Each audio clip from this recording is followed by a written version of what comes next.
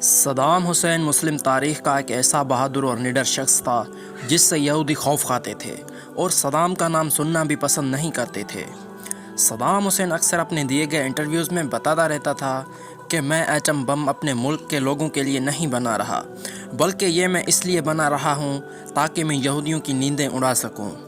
ایک دفعہ Saddam Hussein سے متعلق اسرائیل کے وزیر دفاع نے کہا تھا کہ یہ ایک پاگل شخص ہے جس سے نہ تو اپنی فکر ہے اور نہ ہی لوگوں کی۔ صدام حسین کفار کی آنکھ میں آنکھ ملانے کا عادی تھا، اور جب بھی کوئی یہودی صدام حسین کو کسی سازش کا حصہ بنانا چاہتا تو اسے ہمیشہ منہ کی کھانی پڑتی۔ دوستو، یہی وہ حکمران تھا جس نے ایک خاتون کے فریاد پر اسرائیل پر چڑھ دوڑا تھا اور اسرائیل کے دارالحکومت پر 40 میزائل طاق دیے تھے۔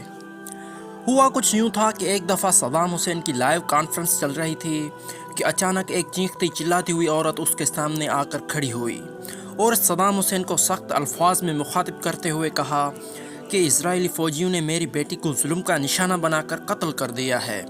اور تمہیں یہاں کوئی فکر نہیں ہے، تم عیش و آرام کی زندگی بسر کر رہے ہو اور ادھر ہم پر مظالم کے پہاڑ توڑ دیے جا رہے ہیں۔ اس عورت نے مزید کہا کہ وہاں ہمارے گھروں سے اسرائیلی فوجیوں نے ہم سب کی آنکھوں کے سامنے ہماری بہن اور بہنوں کو اغوا کر کے لے جاتے ہیں، جن کو بعد میں قتل کر کے پھینک دیا جاتا ہے، اور ہمارے چھوٹے بچوں کو سڑکوں پر گھسیٹ کر مار دیا جاتا ہے۔ کیا تمہیں ان عورتوں، بوڑھوں، بچوں کی چیخیں سنائی نہیں دیتی جو روزانہ اسرائیلی فوجیوں کی گولیوں کا نشانہ بنتے ہیں؟ کیا تم سے ان کی عورتوں، بوڑھوں اور بچوں کی چیخوں کا حساب نہیں لیا جائے گا؟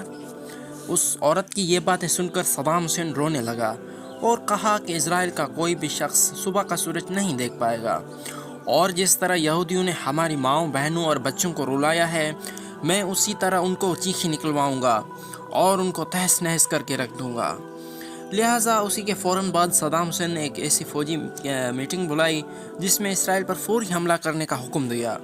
اور پھر اس کے حکم کے مطابق اسرائیل کے دارالحکومت پر 40 میزائل داغے گئے جس سے اسرائیل کے ہوش اڑ گئے۔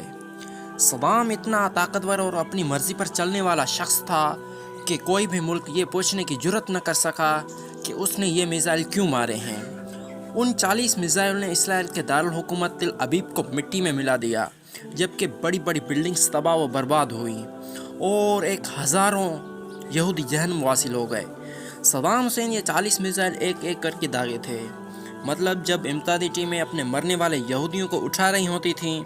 تو اوپر سے ایک اور میزائل گر پڑتا تھا جو ان کو بھی موت کے منہ میں بھیج دیتا تھا۔ اس طرح یہ دن یہودیوں کی زندگی کا آخری دن لگ رہا تھا، لہٰذا سارے یہودی چوہوں کی طرح اپنے اپنے گھروں میں چھپ گئے اور مرنے والے یہودیوں کی لاشیں سڑکوں پر پڑی رہیں جو کتوں کی غذا بنی۔ صدام حسین کے حملوں سے لگتا تھا کہ آج کوئی بھی یہودی زندہ بچ نہیں پائے گا، لیکن اللہ کو کچھ اور ہی منظور تھا، اور آخرکار کچھ یہودی ان حملوں سے بچ نکلنے میں کامیاب ہو گئے، مگر آج بھی یہودی صدام کو ہٹلر ثانی کا نام دیتے ہیں اور صدام کا نام سنتے ہی تھر